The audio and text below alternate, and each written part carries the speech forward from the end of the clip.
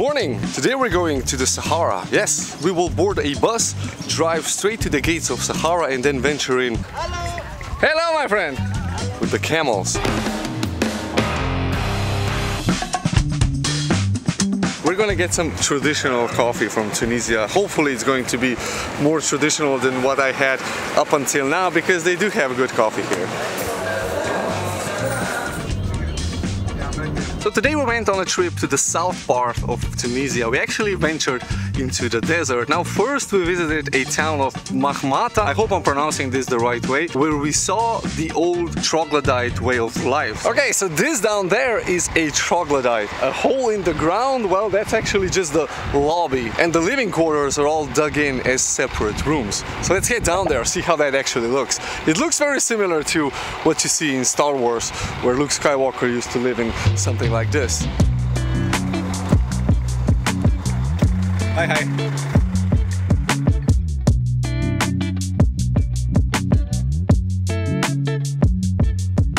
So it's kind of a troglodyte where the Berbers used to live, and it's now turned into kind of a museum. Supposedly a Berber family still lives there, but honestly it looked like a more of a preserved thing for the tourists, but that's okay because you really get the feeling as to how people used to live there. So the cozy home of the Berbers, I mean seriously, honestly feels like home.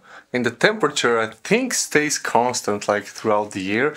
It is a little warm, but it's definitely not as warm as outside in the sun. So, like homemade bread with honey and olive oil. Now that's a combination you don't typically get, but it's good when you taste them both together. So definitely worth the visit, and of course you have to pay a little bit of money to the old ladies, which were nice enough to allow me to photo them. And that's what they do. So I think that's what they do here. Now ironically, the Berbers, or like the old inhabitants of Tunisia, they were here before every other culture, and they have kind of bluish eyes, which is similar to what you see in the movie Dune, the sand planet. You know, the local people have blue eyes because of some spice in the sand. Here nobody really knows why they have blue eyes, but they are the oldest inhabitants of this part of the world, and they used to be nomads who moved around, then eventually started to live in troglodytes like this, and they've endured every culture that came through here. Now of course the Byzantines, the Romans, in the end now the Arabs, so they always embrace the culture of the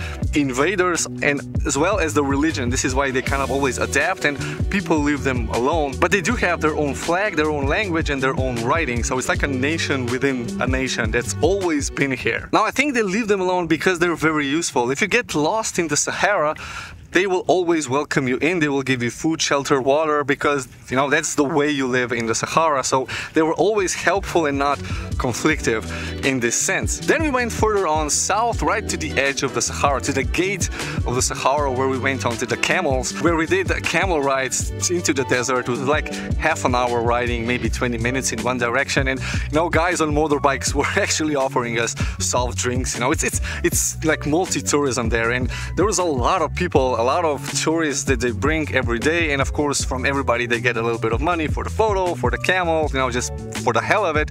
And in Tunisia everybody basically lives off tourism more or less, so it's a really touristic based country. I mean, it is ridiculously hot, like seriously hot. This is the Sahara. I have my cat so I don't get burned on my head, but this is what, you know, this is the starting point.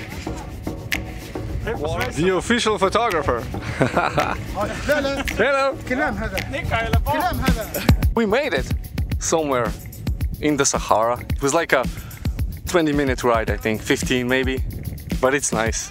I surely wouldn't want to venture further on over there because seriously dry. We also got something to drink, which is nice, you know, courtesy of the people who drove us here. Most likely I have to pay for that, and I have to pay for my girlfriend over there who was hijacked by this guy on a motorcycle.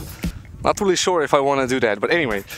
Now, even though the whole camel experience is very kind of non-authentic in a way, you do still enter the Sahara right on the edge, and you feel the heat and the fine sand, which actually got into my camera, I think, or at least into every crack. But you do get that Sahara experience, mostly the heat and the dry air. And of course, if you're a communicative person, you know, you will meet a lot of people there, a lot of people who are with you and a lot of people who are there because everybody just wants a chat. Then we went to a local hotel, which is amazing. It's like paradise on earth, seriously, paradise right there in the Sahara desert. Now there we got something to eat and, you know, a bit of swimming in the pool, and then we went back to Montmartre, where we, you know, like explored like the vast vista of how things look, and it's really interesting. Of course, we also visited the old, or like the local attraction, which is the old Star Wars set where George Lucas came and was really like amazed by Tunisia in the 70s.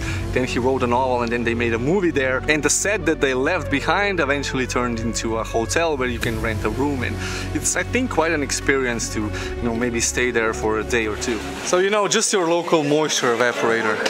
So apparently George Lucas was so inspired by Tunisia that he actually decided to make a film here, and of course he decided to name the whole planet Tatooine, which is a neighboring city, or a city very, or like a town near to here, where they used to well, store stuff in where the Tatooine people actually used to live on the planet. I mean, it's weird, but you know, the inspiration actually comes from the real world. So things have definitely changed since the 70s when they were filming. Now this is actually a hotel. Not really sure that it's a place I would like to stay because there is no swimming pool and it's ridiculously hot. Anyway, we went back home and now here we are enjoying the sun, the last sunshine that we have. So today, I mean, there's always sunny here. So I'm gonna grab a beer. Thanks for watching. I hope you enjoyed this. Hit the like button, subscribe to the channel. Let me know what you think down below if you have any comments or questions.